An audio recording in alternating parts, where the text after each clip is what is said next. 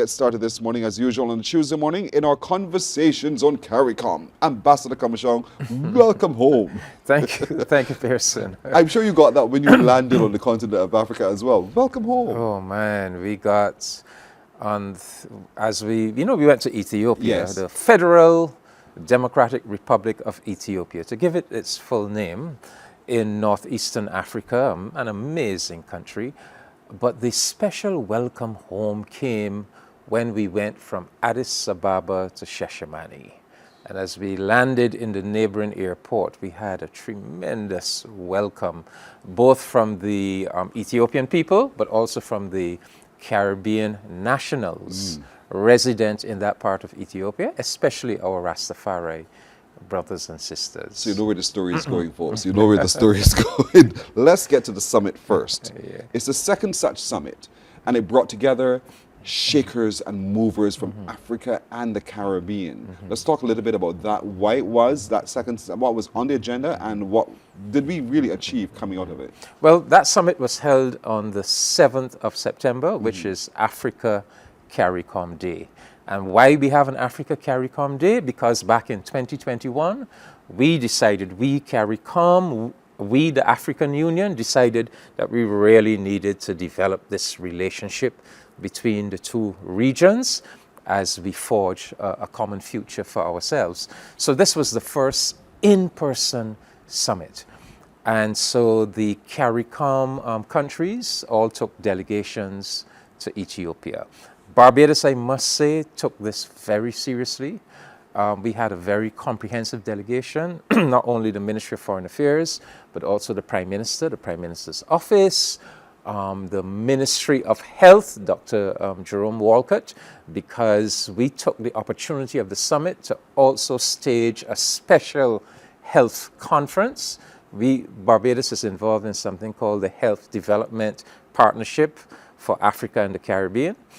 But a very important part of our delegation was representatives of the Rastafari movement. So we had, as part of our delegation, Sister Kaya Benjamin of the 12 Tribes of Israel, Ras Anthony Straker, also of the 12 Tribes, and Ras Steve Reed, who represented the Caribbean Rastafari organization. So that's a full picture. But the summit on the 7th brought together the leadership of Africa and the Caribbean. And there were many speakers, but I selected two to give you a little taste of what transpired at the summit. Basically a main speaker for Africa was the Prime Minister of Ethiopia, Prime Minister Abiy Ahmed Ali. And a main speaker for CARICOM was our incoming chair of CARICOM, Prime Minister Dr. Terence Drew of St. Kitts and Nevis. But basically, I have the outcomes document from the summit, and I can give you a very quick idea of some of the things we covered. First of all, we covered the operationalization of a memorandum of understanding that has been signed between CARICOM and the African Union as to how we're going to work together, how we're going to set up joint committees to address different things. We looked at areas like the direct flight, maritime and airline linkages. Of course, we looked at health. We looked at youth exchanges, culture, the arts. Very importantly, we looked at the idea of the African Union establishing an office in the Caribbean at the CARICOM Secretariat, and CARICOM establishing an office in Ethiopia at the headquarters of the African Union. So, we could go further into some of the concrete outcomes, but I would like viewers to get a little taste of what that summit felt like through snippets of these speakers. So if we could, and if not, they'll tell me in my ear for sure, about some of those speeches. I know I saw a clip that you would have shared with us from Dr. Terence Drew in his address to the Union. And so standing as a Caribbean unfortunately, they're unable to play. And so, but standing as a leader of the Caribbean, the incoming chair of CARICOM, to speak on behalf of the region and the leaders of the region, were they, first of all, were they all there? No, not all of the countries were represented. Not necessarily at the prime ministerial level, but for CARICOM, of course, Prime Minister Motley, Prime Minister Ralph Gonzalez, Prime Minister Brown of Antigua, Prime Minister Dickon Mitchell, Prime Minister Drew, Prime Minister Davis of the Bahamas. You know, so CARICOM was very well represented at the very highest level. The African Union, well, of course, we had the Prime Minister of Ethiopia, we had the President of Angola, who is current chair of the African Union. We had the head of the African Union Commission, which is like our Secretary General of CARICOM. So it was we had a representative of the Secretary General of the United Nations who spoke at the opening ceremony. So it was a very high-powered summit. And that summit produced two documents. It produced a general communique that reflected some of the things I've already spoken about, but then there was also a very special declaration on reparations. Coming to that. Reparations, yes. Actually, the theme of the summit surrounded reparations, you know, the pursuit of justice for Africans and people of African descent through reparations. So, in fact, the first session of the summit was about reparations and how Africa and the Caribbean are going to work together in pursuit of reparations. So we have our CARICOM Reparations Commission, we have our 10-point reparations plan. So it was agreed that Africa will set up counterpart institutions. So they're going to set up their African Committee of Experts on Reparations, including a panel of legal experts, and they're going to produce their African Common Position on Reparations and their program of action. So it would be like the counterpart of our 10-point plan. And then it was agreed that we will establish between the African Union and CARICOM a joint mechanism on reparations. So we have our structures and plan, they will have their structures and plan, and then we create this joint mechanism. It was also agreed that we will have henceforth annual reparations conferences together, that we will engage much more with the United Nations system on reparations. We will have engagements with institutions like the United Nations Permanent Forum for people of African descent, just to give one example. So a lot of work was done on this issue of reparations.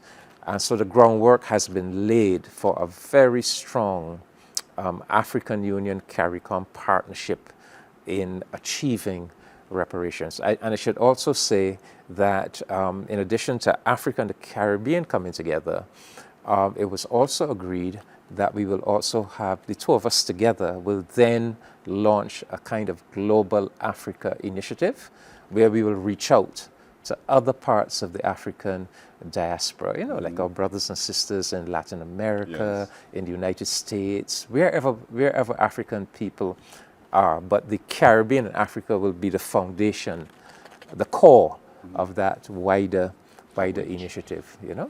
That's interesting. You know, I know there's a lot that came out of the summit itself, but I want to move to something that happened while you were there.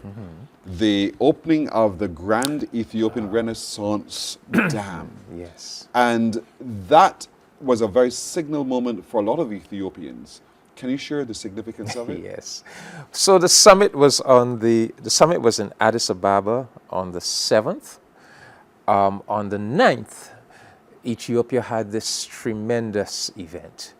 Over the last, maybe 13, 14 years, Ethiopia has been building the GERD, the Grand Ethiopian Renaissance Dam. This is a dam on the Blue Nile. You know, the Nile River is that historic river. And the Nile River has two tributaries. There's the White Nile that starts in Uganda. There's the Blue Nile that starts in Ethiopia. And they run through Sudan into Egypt, down into the Mediterranean. So a big problem in Africa is that lack of electricity, big problem. So the Ethiopians have built this dam. The wall of the dam is over a mile long, and the height of the dam is some 500 feet high. So it was a massive engineering feat that took them well over a decade to build. And what made it so significant is that the international funding agencies refused to finance it. And so the Ethiopian people said, that will not defeat us. We will fund it ourselves. So ordinary Ethiopian citizens made donations to it became a national project. People purchased government bonds. People just made civil servants. People just made donations. And they finally achieved it. And so they had this inauguration ceremony on the 9th. And Prime Minister Motley was one of the guests. And she gave remarks on behalf of the Caribbean people. I don't know if you have that clip, but it would be good. It would be good to have it.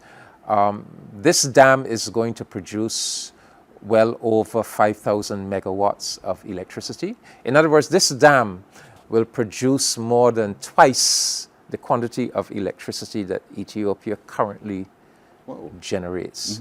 And Ethiopia has pledged to share that electricity not only with Ethiopia but with neighboring countries like the Sudan, etc. You know, so it was tremendous. It was tremendous that Prime Minister Motley could be part of that very historic ceremony. And I think the great thing about it is not just that it's a magnificent feat of engineering, but the fact that the Ethiopian people funded it themselves. The people came together to do this, and it's for their greater good. I think you're right, and it's inspiring. It is inspiring that it happened in Ethiopia, and it is inspiring that it happened then as well, and that it reaches out to share with others, which is also the spirit of what we do in CARICOM as well. So there's so many similarities that as I'm listening to you, that I could see and identify between ourselves and those in Africa. And I'm sure you have the question, but why did they take the Rastafarians? Ambassador, what would you respond to that? Well, it was a CARICOM decision that this summit, the first in-person meeting of brothers and sisters long separated, you know, the African people of the Caribbean and the continent, that it was such a historic event that we felt that our delegations coming from the Caribbean should not only be governmental people, that we should make a space within the delegation for representatives of our Caribbean civil society who have been on the battlefield, you know, for many years, fighting the cause of Pan-African unity. And so Barbados decided that the Rastafari, representatives of the Barbadian Rastafari community, would be the appropriate civil society people to be part of our delegation. And as it turned out, there's a special place for the Rastafari in Ethiopia, because you already mentioned the name Shashamene.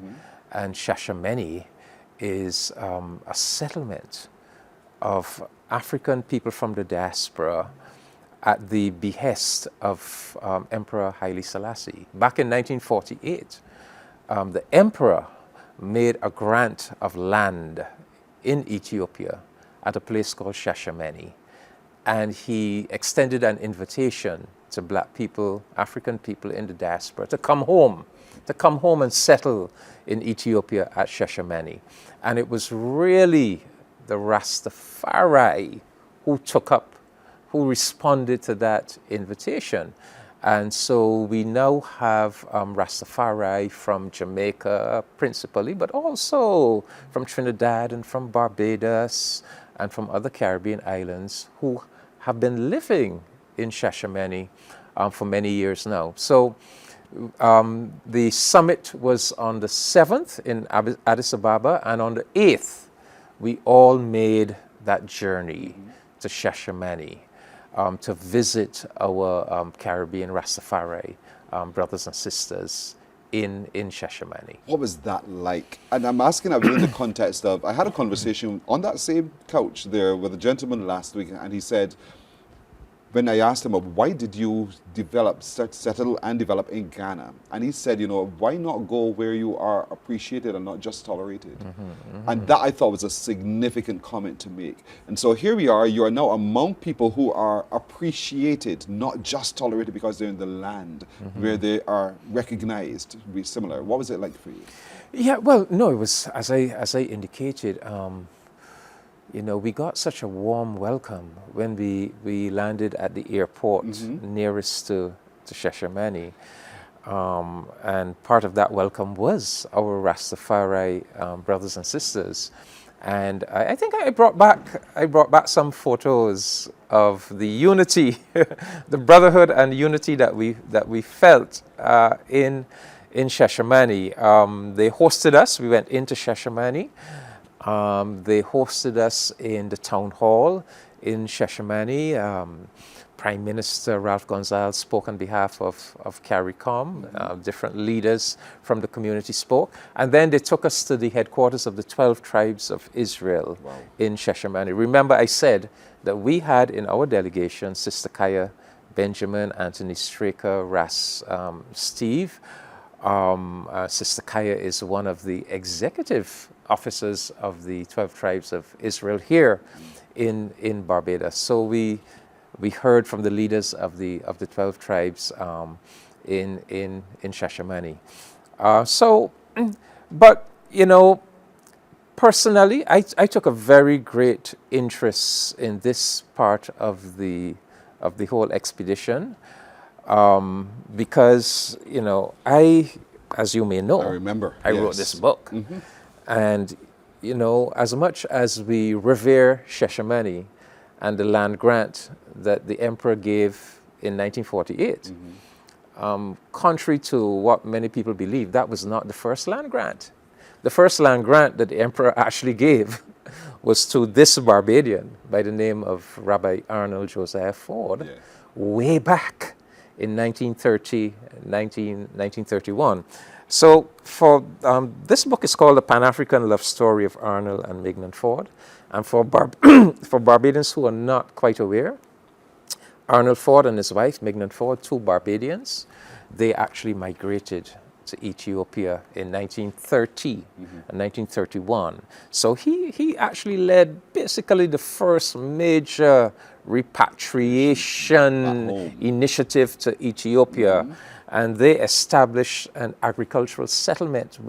They brought with them over 100 Afro-Caribbeans and African Americans to settle in Ethiopia in the 1930s. And they, in fact, died in Ethiopia. They produced two sons who went on to become great academics. They became professors at Howard University. They, too, are both buried in Ethiopia. So because of my interest in all of this, and I'm working with their granddaughter to establish Arnold and Mignon Ford Foundation, which we are going to use. We're going to use that foundation to really build a relationship between Barbados and Ethiopia. And so what we want to do in building that relationship is to reach out to communities like Shashamene, to our Rastafari brothers and sisters. And so in addition to my visiting them in Shashamene, I extended to them, I asked them, the representatives of the Caribbean and Rastafari communities in Ethiopia, to meet with me. And so the following on the Tuesday, on the 9th, I turned the lobby of my hotel into a massive conference room. And from 9:30 in the morning to 5 in the evening, I met with dozens, literally dozens of representatives of our Caribbean community, hearing their experiences, hearing their life stories, getting an insight into some of the problems that they face, and seeing how perhaps CARICOM, Barbados, how we can strengthen the relationship, how we can be of some assistance to them in helping them with some of the issues that they face. We're seeing on our screen some of those meetings you were having. Ah, yes, yes. So Yes. that's that's the hotel lobby. Yes. That I turned into a conference room. And so I came away with a very good insight into some of the issues that they face. And I am very hopeful that we are actually going to set up that, if we set up that CARICOM office or embassy in Addis Ababa, then that will be an embassy that can respond to their concerns.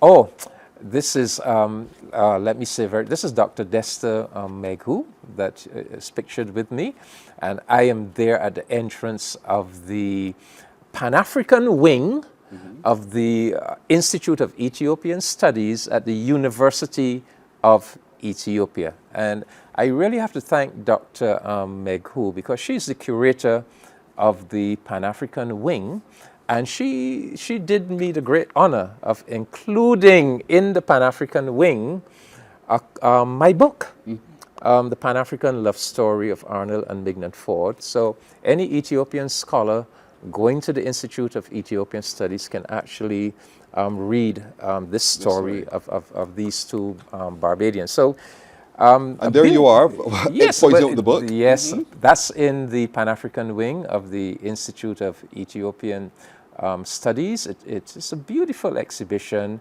It chronicles the Pan-African movement, the Caribbean contribution to the Pan-African movement. So not only Arnold and Mignon Ford, but also the Rastafari contribution to the Pan-African movement. So it was a wonderful visit. If I know you well, sorry, you're not going to stop right there. Did you get a chance to visit the grave site of these outstanding Barbadians? That was the final thing I did in Ethiopia. I spent that whole day meeting with all these folk, and I said to my hosts, I have to find time to visit, first of all, the school that Mignon Ford established in Ethiopia that transformed education in Ethiopia, the Princess Zenebi Walk School, a very famous school in Ethiopia. So I did visit that. And then I said, we have to visit the graves, because Arnold, Mignon, and their children, Yosef and Abi. And by the time we got to the grave, the cemetery, Pearson, it was pitch black. I do love this story. I love this. The cemetery was shut.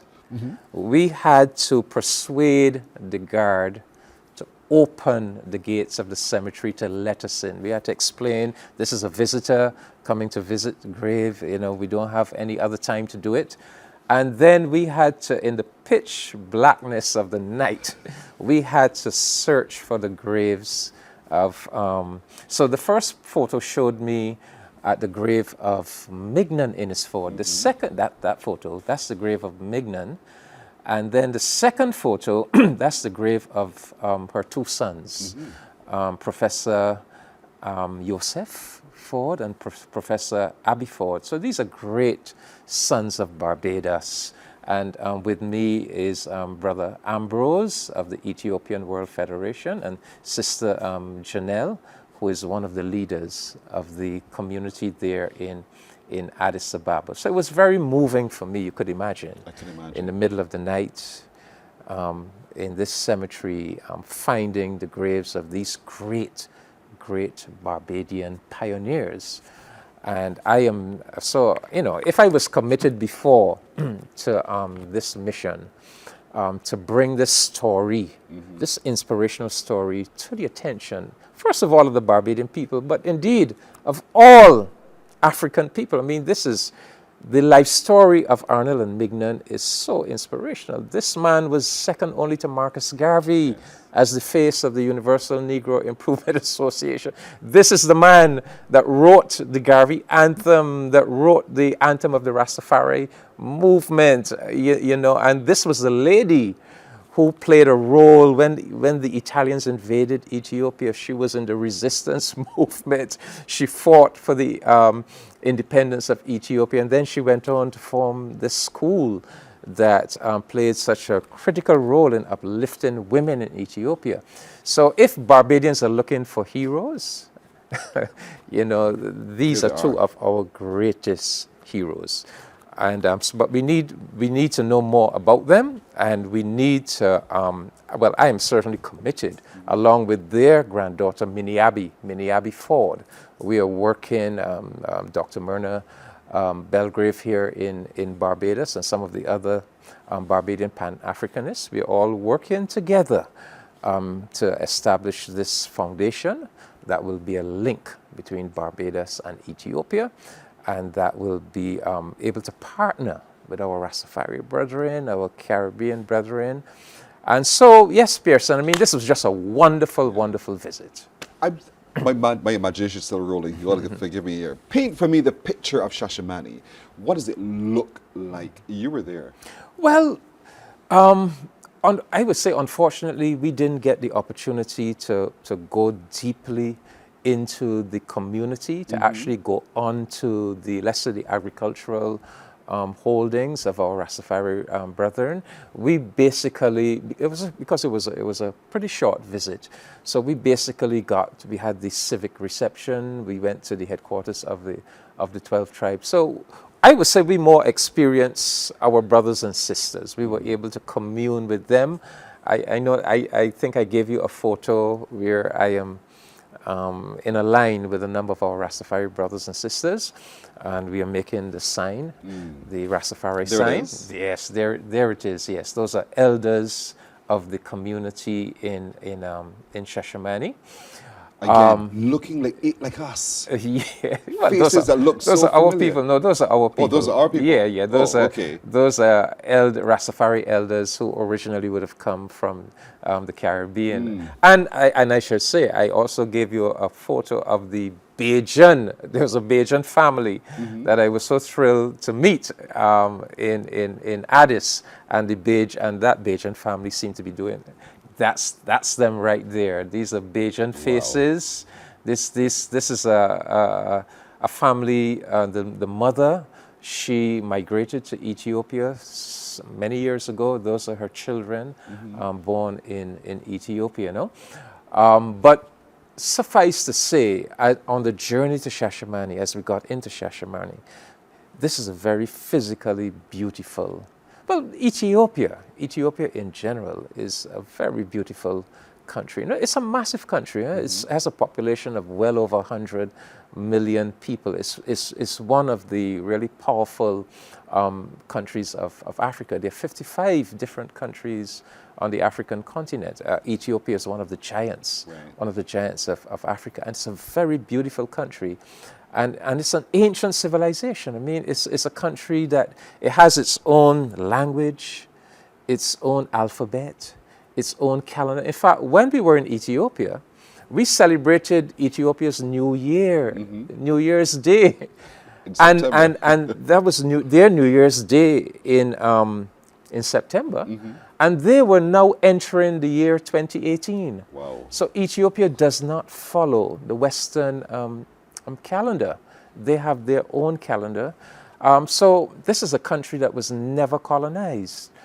So it is an African civilization in its own right. And you get a sense of mystique and I would say even mystery in that country of a real ancient culture. We got to experience some aspects of the Ethiopian Orthodox Church. I mean, it is one of the oldest Christian churches, going back to the 4th century of the Christian era. So this is a very, very intriguing country, and I can see why so many of our people, you know, having to choose a country in Africa to migrate to repatriate back to, have selected Ethiopia. Yeah. Wow. So all of this said, we had the summit, we had the opening of the dam, your visit to Shashamene. What do you think is the overall message or lesson for people of the region as it relates to our relationship with Africa, our decisions as to where to travel and stay and live and work as well? Well, I mean, just open your eyes. you see the kind of world that is shaping up. You see some of the divisions and conflicts that have emerged. It has, I mean, it should be clear now to all Africans and people of African descent that we have to unite.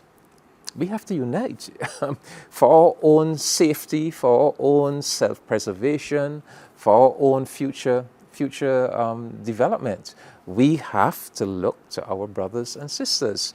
And we who are descendants of Africans who were enslaved, who were brought across that Middle Passage, when we look back across that Atlantic, we see this magnificent African continent, 12 million square miles, Pearson, the central landmass of planet Earth. Forget the map that they have foisted upon us, this map of the world that shows Africa, condensed. And no, the Peters projection map shows the correct dimensions of the world. Africa is the central landmass of planet Earth. 55 different countries, the African Union, bringing them together. 1.4 billion people. The youngest population on the planet. So there is so much to be gained by Africa and the Caribbean coming together. There's so much to be gained by us making the effort to build out global Africa, bring in that Pan-African movement that Marcus Garvey and Blyden and George Padmore and Kwame Nkrumah and all the greats struggled for over the years. We can now see more clearly the validity of that Pan-African idea and that Pan-African agenda.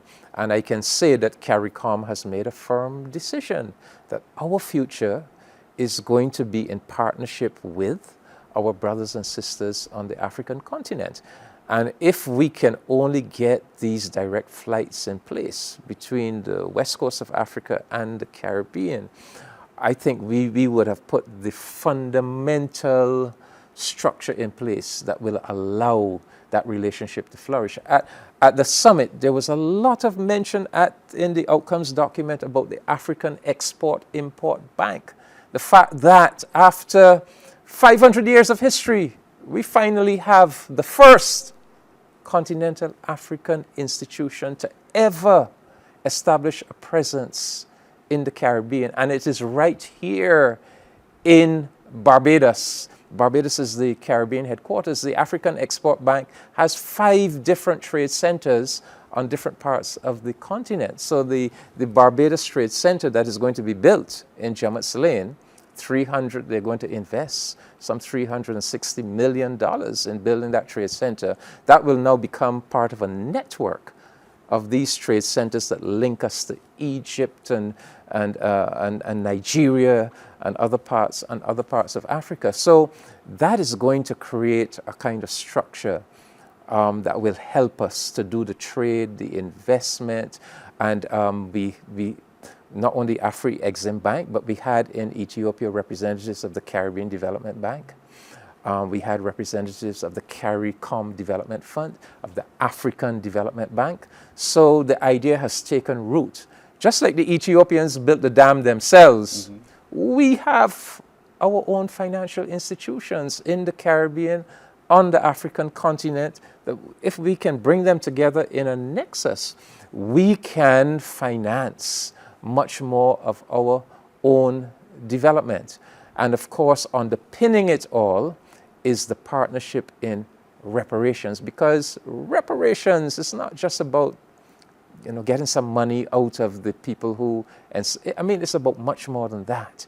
It's about development. It's about tackling the underdevelopment that has been foisted upon us because of that history. It is about reforming the international financial institutions, reforming the whole international political and economic order so that that international order becomes more fair and more supportive of countries like ours. You see, and so if we pursue this in partnership with Africa, it means that we are mobilizing real strength to make real breakthroughs and to deliver real development. I know we had a pitch you wanted to share with us of the dam. Talk to me again. Right, the Prime Minister's speech of the right. Yes. I think we've got it. Oh, yes. Which we can share with the audience historic. now. Let's That's take a look historic. together, everybody. That's historic.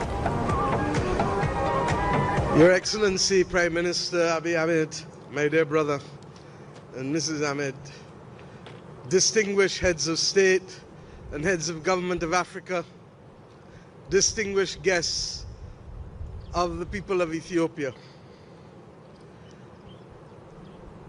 If this was to achieve simply the provision of water and energy to the people of Ethiopia and surrounding countries, it would be a marvel of history, a marvel of engineering, and a boon for the prosperity of the people of this region.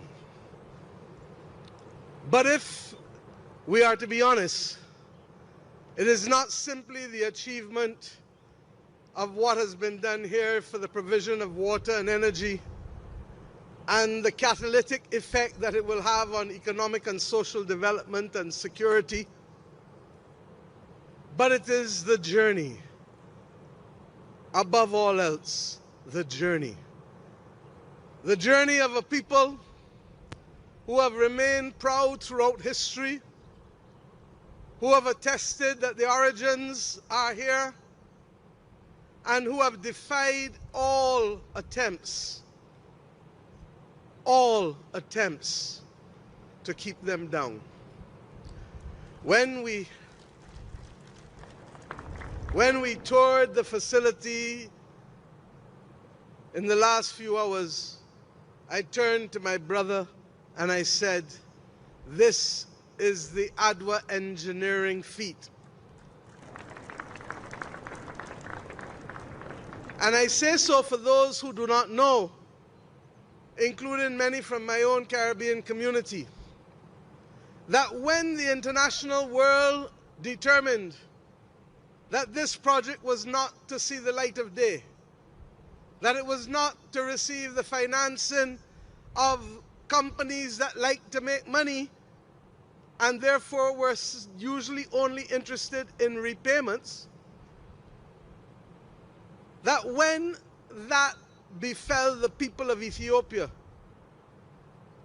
the people stood tall and the people determined that this project was not beyond them and that it was going to see the light of day, even if it meant that every person who could give, however small, however large, could do so. And even if it meant that it would take much longer than it would otherwise have taken to build, the people of Ethiopia stood tall and put their money where their mouth is. And there we go, Prime Minister Mia Amon Bartley addressing in Ethiopia the inauguration of the Grand Ethiopian Renaissance Dam. And what a speech. Again, connecting with the people and connecting with the purpose. Yes. And I think, as you saw from the response and the applause and everything, that's how the message rang true for every one of them. Yeah, well, what do you say about Prime Minister Motley? I mean, Prime Minister Motley now is perhaps the leading stateswoman of the world, I would say, you know, and you would see when the Ethiopians in this very proud moment, who do they choose to invite to come and address them from outside the continent of Africa? Our Prime Minister. And she, I mean, as usual, she hit the ball out the park, you know, because that dam is symbolic of what we can achieve. A marvel of an engineer, a tremendous engineering feat, but founded on our own support. And there it is on your screen, folks. Our own, the people of Ethiopia doing it themselves, self-generated development and creating something that is a marvel of engineering excellence. That will be used to solve real people developmental problems, giving people electricity and water. So what a better, I mean, just look at the magnificence of that structure, right? This is the single largest hydroelectric project on the African continent. So that is a symbol. I think we have ended on the right note, because that dam is a symbol of the bright, beckoning future that is ahead of us if we come together as an African family. Those of us, as Marcus Garvey said, Africans on the continent, Africans at home and abroad, what we are now calling global Africa. That dam symbolizes what we can achieve on the basis of Pan-African unity. This has been fulsome, really, really satisfying indeed. Ambassador Comissiong, for this conversation on CARICOM, we are eternally grateful to you. Thank you so much for joining us this morning. Thank you for the privilege, Pearson, of being able to speak to you about this really exhilarating visit to our brothers and sisters in Ethiopia. You're very welcome. Morning, morning, morning. Good morning. Good morning to you.